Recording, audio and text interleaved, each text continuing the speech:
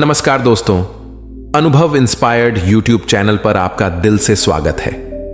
आज गौतम बुद्ध की कहानी से आप सीखेंगे कि आप कैसे अपने मन को खाली कर सकते हैं और हमें कभी अहंकार नहीं करना चाहिए। दोस्तों, इस कहानी को ध्यान से सुनिए, यह वीडियो आपकी जिंदगी बदल सकती है। चलिए कहानियों के माध्यम से समझते हैं। एक बार की बात है, एक बड़ा ही समृद्ध और खुशहाल राज्य था। इस राज्य का राजा बड़े ही साफ दिल का, सेवाभावी और भगवान में अटूट विश्वास रखने वाला था। राजा को किसी चीज की कोई कमी नहीं थी। राज्य के सारे लोग राजा से बेहद प्यार करते थे और उसका हर कहा किसी हुक्म की तरह मानते थे। फिर भी राजा जैसे जैसे बूढ़ा होता जा रहा था, वो दुखी रहने लगा था। राजा के दुख का कारण था उसे पुत्र का ना होना। हालांकि राजा की एक पुत्री थी जो बड़ी हो चुकी थी और उसके विवाह का विचार भी अब राजा करने लगा था। राजा अपने बुढ़ापे में संन्यास लेकर प्रभु भक्ति करना चाहता था, लेकिन उसके सामने सबसे बड़ी समस्या यही थी कि राज की बागडोर किसे सौंपी जाए। एक रात इसी चिंता में राजा काफी देर तक भगवान का नाम जपते जपते सो गया। उस रात राजा को सपने में भगवान का साक्षात्कार हुआ और उसे उसकी सारी समस्याओं का समाधान मिला। सवेरे उठते ही राजा ने बड़े प्रसन्न मन से एक सभा बुलाई और ऐलान कर दिया कि उसके महल के दरवाजे पर कोई भी पहला आदमी आएगा, उसी से राजकुमारी की शादी की जाएगी और उसे ही राज्य का राजा घोषित किया जाएगा। सभी लोग जो सभा में मौजूद थे, राजा का ऐसा अजीब ऐलान सुनकर काफी अचंभित हुए, लेकिन सभी लोग जानते थे कि राजा बिना बात के ऐसा कोई भी मूर्खतापूर्ण काम नहीं करेगा। इसलिए उन्होंने राजा को ऐसा करने का कारण पूछा। राजा ने अपने रात के सपने के बारे में सबको बताया तो सबके मन का संदेह दूर हो गया। राजा के ऐलान कर तुरंत पालन किया गया और थोड़ी ही देर बाद सैनिक एक युवक को सभा में लेकर आए जो मैले पुराने कपड़े पहने हुए था। राजा ऐलान के अनुसार उस गरीब को राजा बना दिया गया। राजकुमारी से उसकी शादी भी कर दी गई। कुछ ही दिनों में वो राजा अपना सब कुछ त्याग करके प्रभु भक्ति के लिए सन्यासी बनकर जंगलों में चला गया। धीरे धीरे नए राजा ने राज्य का सारा भार संभाल लिया और बड़े अच्छे से शासन करने लगा। राजमहल में एक गुप्त कमरा था जिसके दरवाजे पर एक बड़ा सा ताला लगा रहता था और इस ताले की चाबी नया राजा हमेशा अपने पास संभाल कर रखता था। हर हफ्ते एक दिन राजा उस कमरे का ताला खोलता और आधे एक घंटा उसमें बिताने के बाद फिर से उसे ताला लगा देता। उस चाबी को राजा कभी किसी को छूने भी नहीं देता। अगर कोई उसे छूने की कोशिश करता तो राजा गुस्सा हो जाता था। सेनापति, खजांची और सभी मंत्री बड़ी जिज्ञासा के साथ उस कमरे में क्या हो सकता है ये जानना चाहते थे। सभी के दिमाग में यही सवाल घूमता रहता था कि आखिर खजाने की चाबी खजांची के पास, शस्त्रागार की चाबी सेनापति के पास और सभी जरूरी दस्तावेज रखे कमरे की चाबी मंत्री के पास है। तो आखिरकार राजा उस गुप्त कमरे की चाबी अपने पास लिए क्यों फिरते हैं और आखिर उसमें क्या ऐसी कीमती चीज है जो राजा किसी को बताते नहीं। इन सभी के लाख कोशिशों के बाद भी राजा ने कभी भी उन्हें उस कमरे में क्या है उसके बारे में नहीं बताया।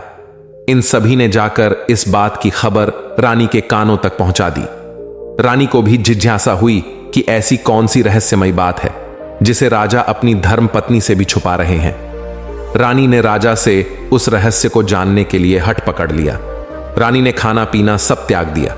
आखिरकार स्त्री हट के आगे राजा को हार माननी पड़ी। राजा, रानी, मंत्री और सभी सभासदों को साथ में लेकर उस कमरे के पास पहुंचा और पहली बार सबके सामने उस कमरे को खोला। सभी देखकर हैरान थे क्योंकि उस कमरे में कुछ भी नहीं था सिवाय एक फटे पुराने कपड़े के जो दीवार पर टंगा हुआ था। मंत्री ने फटे कपड़ों को अपने हाथ में लेते हुए राजा से कहा, महाराज, यहां तो इस फटे कपड़े के सिवा कुछ भी नहीं है। तब राजा ने कहा, यही तो मेरा सब कुछ है। जब जब मुझे किसी वस्तु का घमंड होने लगता है या जब मैं अपने आप को दूसरों से उत्तम समझने लगता हूं, तब मैं इस कमरे में आकर अपने इन फटे पुराने कपड़ों को देखता हूं और मुझे याद आ जाता है कि जब मैं इस राज्य में आया था तब मेरे पास इनके अलावा कुछ भी नहीं था और मेरा सारा घमंड खत्म हो जाता है। दोस्तों, ये कहानी हमें सिखाती है कि कैसे हम अपने भूतकाल को याद रखकर वर्तमान में गलतियां करने से बच सकते हैं। समय हमेशा बदलता है, इसलिए हमें यह हमेशा याद रखना चाहिए कि अगर आज हमारे पास सब कुछ है तो वो हमेशा नहीं रहने वाला, इसलिए हमें हमेशा नम्र बने रहना चाहिए। दोस्तों, अब हम आपको बताने वाले हैं कि अपने मन को खाली कैसे करें। एक गुरु का शिष्य बहुत गहन ध्यान कर रहा था, लेकिन उसका ध्यान केंद्रित नहीं हो रहा था। उसका मन सदैव विचारों से भरा रहता था। उसने अपने दिमाग को खाली करने की बहुत कोशिश की, लेकिन उसकी सारी कोशिशें नाकाम रहीं। अंत में जब वह सब कुछ कर चुका था, तब वह अपने गुरु के पास गया और बोला, गुरुदेव, मेरा मन हमेशा विचारों से भरा रहता है। मैं एक जगह ध्यान केंद्रित नहीं कर पाता। जब देखता हूं तो दूसरी चीज पर चला जाता हूं, फिर तीसरी और चौथी चीज करता हूं। मेरे दिमाग में हजारों विचार चलते रहते हैं और मुझे पता भी नहीं चलता कि ऐसा कब होता है। बहुत समय बाद मुझे एहसास होता है कि मैं क्या करने बैठा था और क्या सोच रहा था। हे गुरुदेव, मैं अपने दिमाग को विचारों से खाली करना चाहता हूं। मैं चाहता हूं कि मेरे मन में एक भी विचार ना रहे। जब चाहूं तभी विचार उठना चाहिए। गुरु ने कहा कि किसी भी समस्या का समाधान तभी होता है जब हम समस्या की जड़ तक पहुंचते हैं, समस्या को ठीक से समझते हैं और जानते हैं। क्या आपने उस मन को भी जाना है जिसे आप खाली करना चाहते हैं? शिष्य ने कहा, गुरुदेव, मैंने मन को जानने की बहुत कोशिश की है, लेकिन जितना इसके बारे में जानता हूं यह उतना ही रहस्यमय होता जाता है। गुरु ने कहा, जाओ और छोटे छोटे पत्थरों से भरा एक घड़ा ले आओ। तब शिष्य छोटे छोटे पत्थरों से भरा एक घड़ा ले आया और गुरु के पास रख दिया। गुरु ने कहा, इस घड़े को अपना मन समझो और इस घड़े में पत्थर भरे हुए हैं। अब इस घड़े में और पत्थर डालो। शिष्य घड़े में पत्थर डालने लगा। घड़ा पहले से ही भरा हुआ था और पत्थर रखते ही बाकी सभी पत्थर नीचे गिरने लगे। तब गुरु ने कहा, रुको और ध्यान से देखो। अब घड़े में कोई पत्थर तो नहीं आ रहे हैं, बल्कि वह नीचे गिर रहे हैं, क्योंकि यह भर गया है। इसमें जो भी आ सकता था वह आ गया। अब और पत्थर नहीं आएंगे। यदि आप दूसरा पत्थर लगाना चाहते हैं तो पहले पत्थरों को बाहर निकालना होगा। शिष्य ने तुरंत कहा, गुरुदेव, मैं समझ गया कि आप क्या कहना चाहते हैं। हमें अपने दिमाग को विचारों से खाली कर लेना चाहिए। गुरु मुस्कुराए और गुरु ने कहा, पहले पूरी बात समझो और फिर दिमाग को खाली करो।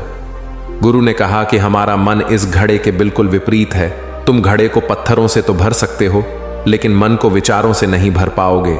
मन हमेशा खाली रहता है। शिष्य ने कहा, गुरुदेव, मुझे कुछ समझ नहीं आ रहा है।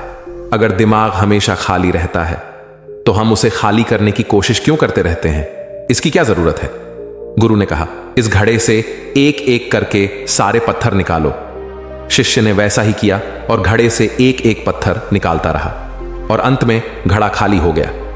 गुरु ने कहा, देखो, तुमने एक एक पत्थर निकाला, यह घड़ा खाली हो गया है। अब तुम इस घड़े में कोई भी पत्थर डाल सकते हो, दूसरा पत्थर डाल सकते हो, या फिर वही पत्थर दोबारा डाल सकते हो। आप इसे आधा भर सकते हैं या फिर पूरा भर सकते हैं। शिष्य ने कहा, गुरुदेव, मैं भी ऐसा ही हूं। मैं बता रहा हूं कि मन को खाली करना है। ये तो पत्थर है, इन्हें आसानी से निकाला जा सकता है और घड़ा खाली किया जा सकता है, लेकिन मैं अपने मन को कैसे खाली करूं? गुरु ने कहा, इस खाली घड़े में एक पत्थर डालो और 2 पत्थर निकाल लो। शिष्य ने यह कहा, ऐसा कैसे हो सकता है कि जब इस घड़े में एक पत्थर होगा तो एक ही पत्थर निकलेगा, फिर 2 पत्थर कैसे निकल सकते हैं? गुरु ने कहा, चलो ऐसा करो, इस घड़े में 2 पत्थर डालो और 4 पत्थर निकाल लो। शिष्य ने कहा, गुरुदेव, यह कैसे संभव हो सकता है? यह कोई चमत्कारी बर्तन नहीं है कि 1 डालो तो 2 निकालो, 2 डालो तो 4। गुरु ने कहा, यह घड़ा चमत्कारी नहीं है, लेकिन तुम्हारा घड़ा यानी तुम्हारा मन चमत्कारी है। यदि आप इसमें एक विचार निकालेंगे तो इसके पीछे 2 विचार होंगे। जब आप उन 2 विचारों को पकड़ते हैं तो उनके पीछे 4 विचार उभर आते हैं और वह खाली नहीं रहता। यह मन का भ्रम है कि सब कुछ है, लेकिन कुछ भी नहीं है। शिष्य ने कहा, गुरुदेव, आप जो कह रहे हैं वह मैं समझ गया, लेकिन क्या मैं हमेशा अपने विचारों के जाल में फंसा रहूंगा? क्या मन के भ्रम से बाहर निकलने का कोई रास्ता है? गुरु ने कहा, बिल्कुल नहीं। और जब आप उन 4 विचारों को पकड़ते हैं तो उनके पीछे 16 विचार उभरते हैं और ऐसा करने से विचारों की एक लंबी श्रृंखला बन जाती है और आप कहीं नहीं रुकते। एक के बाद दूसरे विचार को पकड़ते चले जाते हैं। यह मिट्टी का घड़ा पत्थरों के घड़े के समान है, भरा रहेगा, लेकिन आपका मन कभी नहीं भरता, वह हमेशा खाली ही रहता है। हमारा दिमाग भी एक विचार के बाद हमारे लिए हजारों विकल्प खोल देता है और हम एक मुख्य विचार को छोड़कर उन हजारों विकल्पों में फंस जाते हैं। शिष्य ने कहा, मैं आपकी बात अच्छी तरह समझ गया हूं, लेकिन अब मुझे क्या करना चाहिए? मेरा मार्गदर्शन करें। गुरु ने कहा, मन के जाल में मत उलझो, मन को खाली करने की कोशिश मत करो, अपना ध्यान इकट्ठा करो, एकाग्रता लाओ। जो भी कर रहे हो उसे अंतिम मानकर करो। ऐसे करो कि बाद में इसमें आपको कुछ भी करने की जरूरत नहीं है। और जब आप किसी दूसरे विचार पर काम करते हैं तो बस उसी पर काम करें, कोई दूसरा विचार नहीं। मन के भ्रम से बाहर निकलना इतना आसान नहीं है, लेकिन अभ्यास सब कुछ कर सकता है। शिष्य ने कहा, गुरुदेव, मैं भी ऐसा ही करूंगा। यह समझाने के लिए आपका बहुत बहुत धन्यवाद। हम सभी अपने दिमाग को खाली करने की कोशिश करते हैं, मन में उठते बैठते विचारों से परेशान रहते हैं। हम चाहते हैं कि ये विचार कहीं चले जाएं और हम शांत हो जाएं, लेकिन जितना हम इन विचारों से दूर भागते हैं, हम विचारों का उपयोग करते हैं कि वे हमें शांत करते हैं, और वे आपके उन्हीं विचारों से जुड़े होते हैं जिन्हें आप छोड़ना चाहते हैं। इसलिए ये विचार इतने शक्तिशाली हैं। जब आप सोचना ही नहीं चाहते तो आप शांत रह सकते हैं। यह तभी संभव है जब आप शांत रहने की कोशिश करना बंद कर दें और अपनी समस्या को हल करने पर ध्यान दें। ध्यान केंद्रित करें और समझें कि चिंता करने से नहीं बल्कि सोचने से समाधान मिलता है। गुरु ने कहा, इस मिट्टी के बर्तन को पत्थरों से आधा भर दो। शिष्य ने वैसा ही किया। फिर गुरु ने कहा, अब इन पत्थरों में से एक पत्थर चुन लो और उस पत्थर की एक छोटी सी मूर्ति बनाकर मुझे दे दो। मैं जानता हूं कि तुम एक अच्छे कलाकार हो। जब शिष्य ने एक पत्थर निकाला और उस पत्थर को तराशना शुरू किया तो उसे एहसास हुआ कि यह पत्थर अच्छा नहीं है। तो उसने घड़े से दूसरा पत्थर निकाला। उसे वह पत्थर भी पसंद नहीं आया। फिर उसने तीसरा पत्थर निकाला। उसका रंग उसे पसंद नहीं आया। फिर उसने चौथा पत्थर निकाला, लेकिन उसे इस पत्थर में एक दोष निकला। इस प्रकार उसने लगभग सभी पत्थर बाहर फेंक दिए। उसे ऐसा करते देख गुरु ने कहा, वह पत्थर जो तुमने पहली बार निकाला था, यह समझकर उसी पत्थर की खोज करो कि तुम्हारे पास कोई दूसरा पत्थर नहीं है। तब शिष्य ने उस पत्थर को ही खोजना शुरू कर दिया और उस पत्थर से उसने अपने गुरु की एक बहुत ही सुंदर मूर्ति बनाई और अपने गुरु को भेंट की और कहा, बहुत सुंदर, इस पत्थर से मूर्ति बनाई जा सकती है। मैं इसका विचार भी नहीं कर सकता था। गुरु ने कहा कि जब कोई दूसरा विकल्प नहीं है तो हम अपनी सारी ऊर्जा उसमें लगा देते हैं और उसे सर्वश्रेष्ठ बनाते हैं।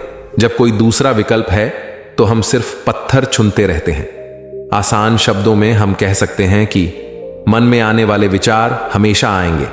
हम उन विचारों को नहीं रोक सकते और ना ही मन को विचारों से खाली कर सकते हैं। हम जागरूक रह सकते हैं और उन विचारों में से हम निर्णय कर सकते हैं कि कौन से विचार हमारे लिए सही हैं और कौन से विचार हमारे लिए सही नहीं हैं। और सिर्फ विचारों पर ध्यान देने से ही, खुद को जागरूक करने से ही आप पाएंगे कि अब आपके विचार आपकी मर्जी से आ रहे हैं, क्योंकि अब आपका पूरा ध्यान आपके विचारों पर है कि कैसे विचार आपके मन में चल रहे हैं। धीरे धीरे ऐसा अभ्यास करने से आपका मन आपके अनुसार काम करेगा। दोस्तों, आशा है आपको यह कहानी पसंद आई होगी और आपको बहुत कुछ सीखने को मिला होगा। इस वीडियो को जरूर शेयर करें। हमेशा खुश रहिए। धन्यवाद।